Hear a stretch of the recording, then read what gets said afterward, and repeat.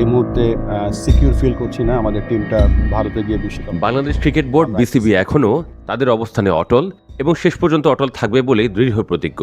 ভারতে আসন্ন টি-20 বিশ্বকাপের কোনো ম্যাচ তারা খেলবে না।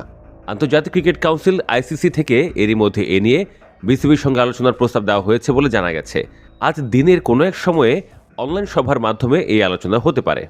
আইসিসি যে কোনো টুর্নামেন্টের আগে আয়োজক আইসিসির সঙ্গে অংশগ্রহণকারী দেশগুলো চুক্তি হয়। চুক্তির শর্ত অনুযায়ী কোনো দেশ পরবর্তী সময়ে টুর্নামেন্টে কোনো অংশে অংশ না নিলে আইসিসিকে তার যুক্তিসঙ্গত কারণ জানাতে হয়। এক্ষেত্রে সবচেয়ে নিরাপদ কারণ হলো সরকার নিষেধাজ্ঞার কথা বলে দেওয়া। আইসিসিকে ভারত থেকে খেলা সরানোর প্রস্তাব দিতে গিয়ে বিসিবি মূলত নিরাপত্তার বিষয়টিকেই সামনে এনেছে। বাংলাদেশ সরকার মনে করছে ভারতে বাংলাদেশ দলের খেলোয়াড়, কর্মকর্তা এবং সংশ্লিষ্ট অন্যরা নিরাপদ নন। এ অবস্থায় সরকারের নির্দেশনা বিশ্বকাপ উপলক্ষে বাংলাদেশ দল যেন ভারত সফর না করে, বাংলাদেশের ম্যাচগুলো যেন অন্য কোনো দেশে সরিয়ে নেওয়া হয়। মোস্তাফিজুর রহমানকে আইপিএল থেকে বাদ দিয়ে ভারতের নিরাপত্তা নিয়ে প্রশ্ন তোলার সুযোগ করে দিয়েছে ভারতীয় ক্রিকেট বোর্ড বিসিসিআই নিজেই। কিছু রাজনৈতিক ও ধর্মীয় উগ্র সংগঠনের হুমকির মুখে তারা এই সিদ্ধান্ত নেওয়ার পর স্বাভাবিকভাবে প্রশ্ন জাগে, কলকাতা ও মুম্বাইয়ে বিশ্বকাপের ম্যাচ খেলতে গিয়েও কি নিরাপদ থাকবে বাংলাদেশ দল?